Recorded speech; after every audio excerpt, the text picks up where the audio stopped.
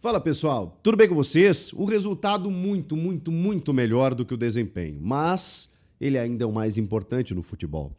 Vamos falar sobre Thales Magno decidindo, André Carrilho entrando bem, a coletiva de Dorival Júnior, as escolhas do treinador, tudo o que aconteceu lá na Arena Castelão. Chega mais, eu sou o Chico Garcia, inscreva-se no canal e vamos juntos.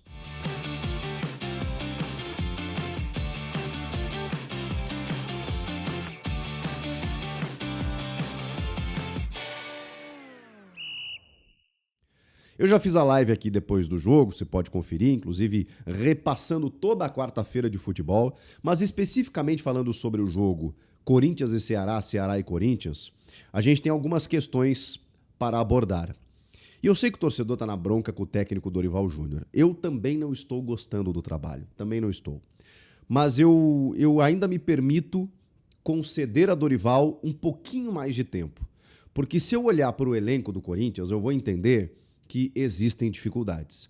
Quando ele diz que ele nunca teve o trio ofensivo ao mesmo tempo, Yuri, Garro e Memphis, isso atenua um pouco a minha análise em relação ao Dorival. Quando ele precisa escalar o Thales Magno e o Guinegão no ataque num jogo de Campeonato Brasileiro, isso atenua um pouco a minha análise também. O que não significa que eu não possa criticá-lo por algumas escolhas e algum jeito de jogar que nesse momento me parece um pouco mais complicado e que já deveria estar um pouco mais à mostra, mesmo com o elenco que ele tem nas mãos. Vou tentar ser mais objetivo aqui. Eu não gostei do jogo do Corinthians, mais uma vez, não gostei. Por isso que eu disse que o resultado é melhor do que o desempenho. Tem algumas questões positivas nesse jogo. Bom, André Carrilho entrando pelo lado direito do campo, fazendo uma das suas jogadas características. Ele não jogou bem contra o Bragantino, ele ficou no banco de reservas e, segundo o Dorival, por uma questão física, de que ele pudesse render mais entrando na segunda etapa. Ele entrou muito bem e fez a jogada do gol.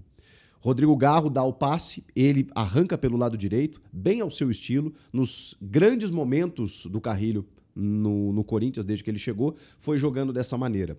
E muitas vezes com o Dorival, jogava por dentro, jogava mais recuado, jogava como volante. Pô, coloca o Carrilho também como um meio-campista de construção, mas caindo pelo lado direito, aberto, atacando o espaço, como ele sabe fazer e sendo qualificado para fazer tal coisa.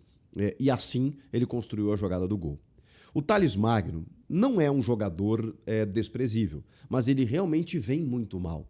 E aí eu vou tentar aqui ponderar de que ele teve uma pneumonia, perdeu massa muscular, ficou um tempo fora, voltou, perdeu espaço, não estava jogando bem. Então daqui a pouco, esse gol que ele acabou fazendo, um gol até quase sem querer, como diz a música do Legião Urbana, porque eu espero que esse gol tire um peso das costas do Thales, que desde que renovou a sua extensão de empréstimo, realmente parou de jogar, também por essas circunstâncias que eu citei. Mas ele chegou a ser importante quando chegou no ano passado, ou no início desse ano no Paulista, acho que ele até teve alguns bons momentos, e depois acabou decaindo muito. Mas ele não é um jogador que vale 70 milhões de reais, né, como o contrato dele aponta, mas eu também não acho que ele possa ser descartado. O fato é que hoje o Corinthians precisava dele e ele foi lá e fez o gol.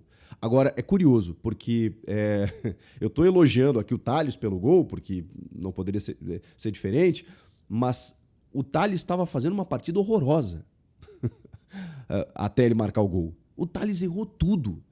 O Thales vem muito mal.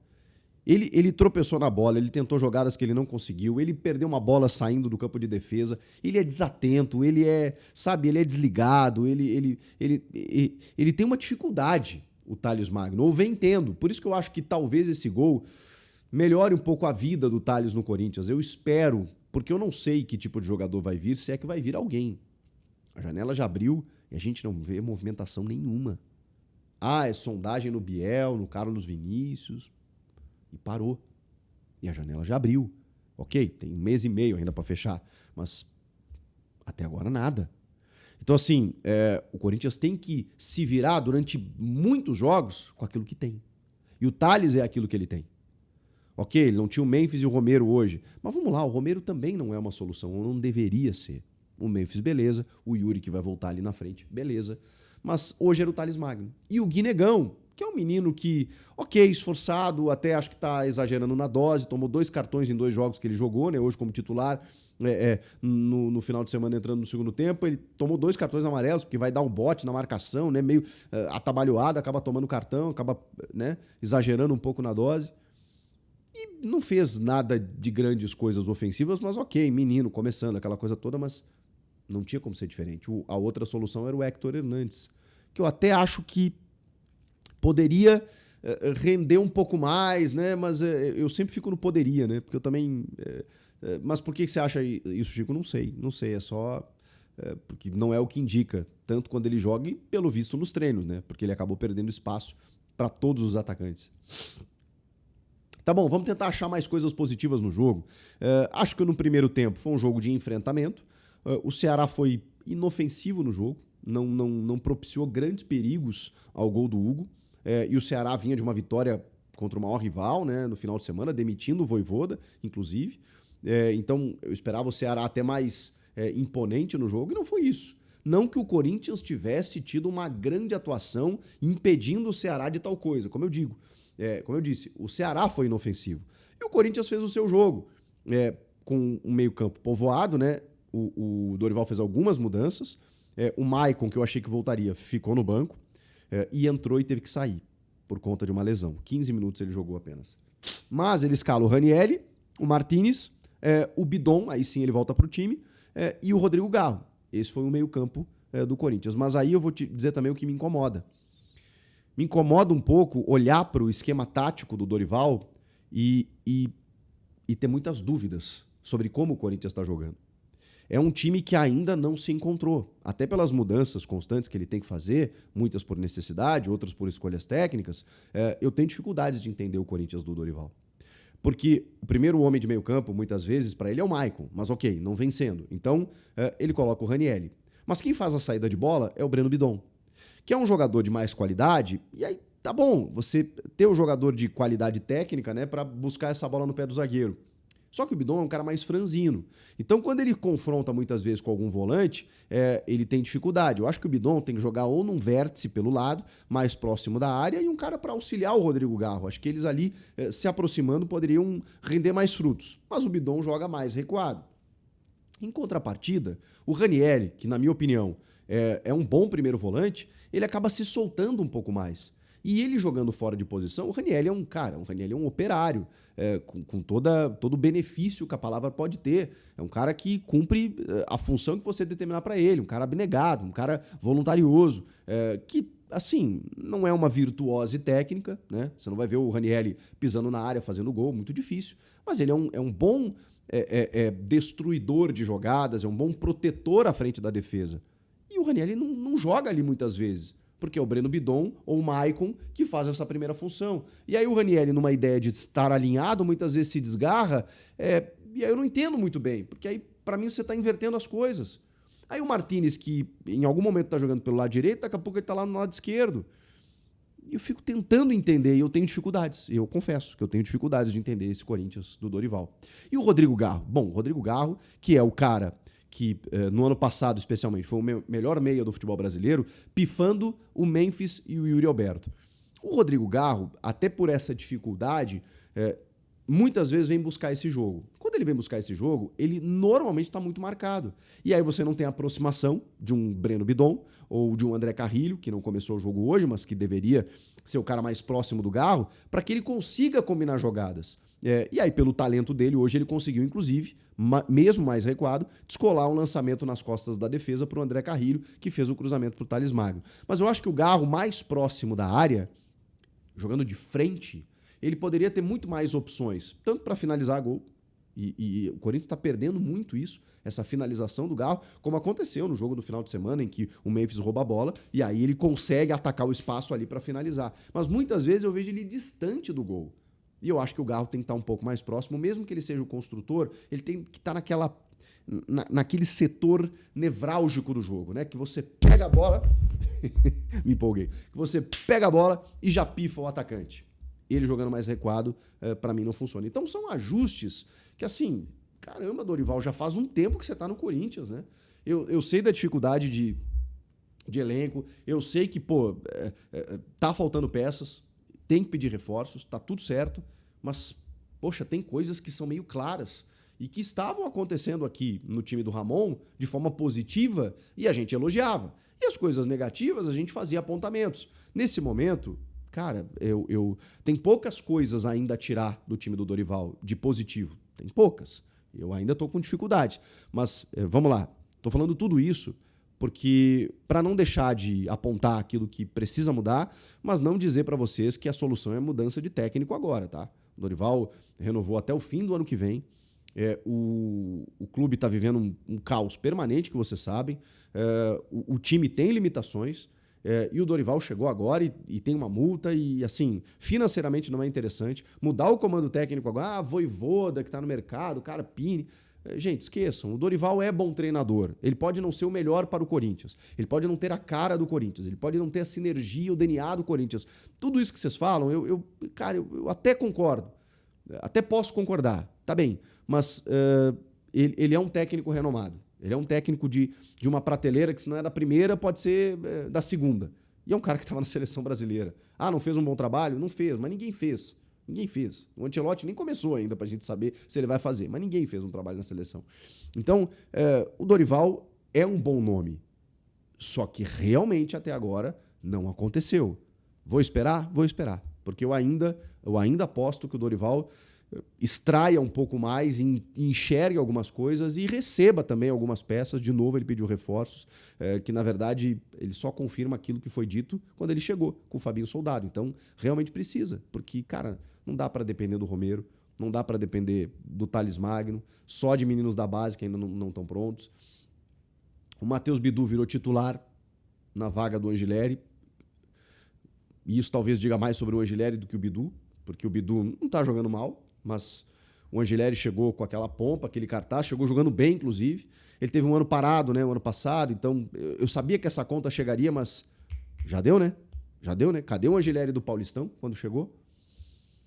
Vamos lá. E aí eu queria falar sobre como o Dorival termina o jogo, que aí eu não posso contestar.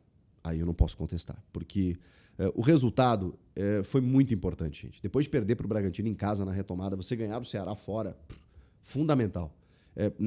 Não fez mais nada do que obrigação, né, em termos de tabela, porque você só recupera os pontos perdidos em casa contra o Bragantino, mas no meio de tudo isso, cara, era difícil.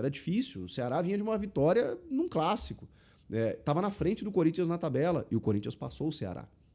E tá numa condição ainda intermediária, mas tem muito campeonato ainda. Essa vitória fora de casa, muitas equipes vão perder pontos lá. Então, foi muito importante pelo contexto, pela maneira, na hora certa ela aconteceu. E aí, por isso que eu digo, quando ele, no final do jogo, desmonta completamente o sistema do jogo, e aí você já não se estava difícil de enxergar o esquema tático no final do jogo, então ele fica impossível. Na verdade, ficou mais claro. Mas, assim, ficou impossível de você, digamos assim, definir, né? Ó, esse é o esquema tático. Ah, era um 5-3-2, era um 5-4-1. Dane-se. Mas ali eu entendo. E vou dizer, gostei de algumas coisas, tá? Por exemplo, o Maicon acaba entrando e saindo. Então ele entra no lugar do Martínez. E aí quando ele sai, eu acho que ele põe o Choca. O Choca entra no lugar do Maicon, eu acho, de novo, né? Porque aí o Maicon machuca ali naquele momento. Enfim, o fato é que entra o Choca. Só que ele deixa o Kaká e o André Ramalho. 3 zagueiros. Aí ele coloca o Angileri, acho que é o Angileri no lugar do Maicon, e deixa o Bidu. Aí ele já tinha colocado o Carrini no lugar do Bidon. Aí entra o Charles. Isso. Aí entra o Charles e ele deixa o Guinegão. E aí sai o Garro. Tá. Aí o esquema era o seguinte. Os 3 zagueiros, né? O Kaká, o Choque e o André. E eu gosto do André Ramalho nesse sistema. Porque aí, cara, ele fica muito mais seguro. Ele sai à caça da área, dá bote, sem se preocupar, porque tem gente na sobra. E aí ele tem uma saída de bola boa. Ele consegue dominar a frente da área ali. Ele funciona quase como um volante. Eu gosto muito do André Ramalho nesse sistema, tá? Dá pra pensar. Mateuzinho na direita e Angileri como lateral mesmo pela esquerda. 5, tá? À frente, O Ranieri que ficou com o Charles e o Carrilho. O Bidu numa segunda linha e o Guinegão. Esse foi o time. Dá para definir que esquema é? É um esquema, irmão, passa o cadeado, fecha a casa, nós fizemos um gol, nós precisamos desse resultado, o Ceará já está com dificuldade de entrar, agora que ele não vai entrar mesmo. E deu certo. Então, nada se sobrepõe ao resultado. Ele conseguiu e a estratégia funcionou. Então eu não posso criticar. Até porque eu não acho que ele tenha feito errado, tá? O que eu questiono é a maneira como o time tem jogado, é como algumas peças ainda não se encontram no esquema do Dorival e como o time ainda tem uma dificuldade de construção. Mas que faltam peças, eu também concordo. Então assim, gente, vitória fundamental. Final de semana tem um clássico e aí pode ser um ponto de virada. O São Paulo está instável, tem treinador novo e tudo mais, mas está com muitos desfalques, está numa condição de tabela terrível. Então o Corinthians tem a chance, inclusive, de aumentar a crise no São Paulo. O jogo é no Morumbi. E o Corinthians também não está jogando bem. Mas aí tem a volta do Memphis, do Romero. Pode ser que o Yuri seja relacionado. E aí você já tem uma perspectiva um pouco melhor. Então, se o Corinthians consegue vencer o São Paulo no Morumbi no final de semana, vindo de 2 vitórias seguidas aí e uma delas um clássico, aí eu acho que a gente pode começar a entender um Corinthians como algo diferente, especialmente se o desempenho for melhor, né? Então, a partir de agora, a gente vai tentar projetar isso. O que vocês acharam do jogo? E se vocês estão otimistas com o que vem pela frente? Comenta aqui. Inscreva-se no canal e eu volto na próxima. Tchau!